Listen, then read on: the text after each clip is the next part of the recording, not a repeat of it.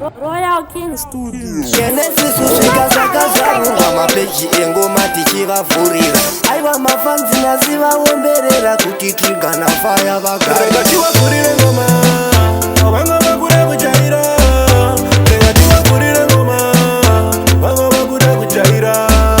Ngoma raitangera bigwa neparafini. Ngavamire mafirimu ana Mr. Bean. Vanouya panoisi towapasa maningi.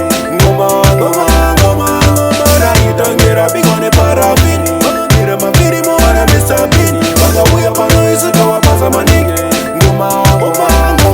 Aidospikisa vachidotsaisa varatidza ngoma tinokwapaidza. Vachidotspikisa vakadotisaisa audze kuti ngoma tinokwapaidza. Ndova usafeya kana ndichinge ndabvunzwa ngoma dzinorohwa semwana aita musanzwa. Afeya kana ndichinge ndabvunzwa kuti ngoma dzinorohwa semwana aita musanzwa. Ngoma raitangera bigwa neparafini. Ngavamire mafirimu ana Mr. Bean. Vakauya panoisi towapasa maningi. Raitangera bigwa neparafini. Ngavamire mafirimu ana Mr. Bean. Vakauya panoisi towapasa maningi. Genesis usvika zvakazarurwa mapeji engoma tichivavhurira.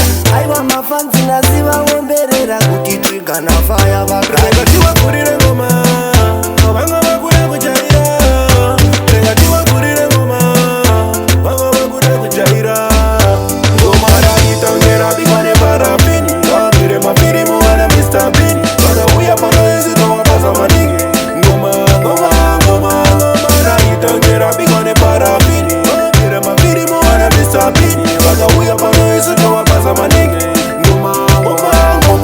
Aidospikisa vachidotsaisa varatidza ngoma tinokwapaidza. Vachidotspikisa vakadotisaisa audze kuti ngoma tinokwapaidza. Ndova usafeya kana ndichinge ndabvunzwa ngoma dzinorohwa semwana aita musanzwa.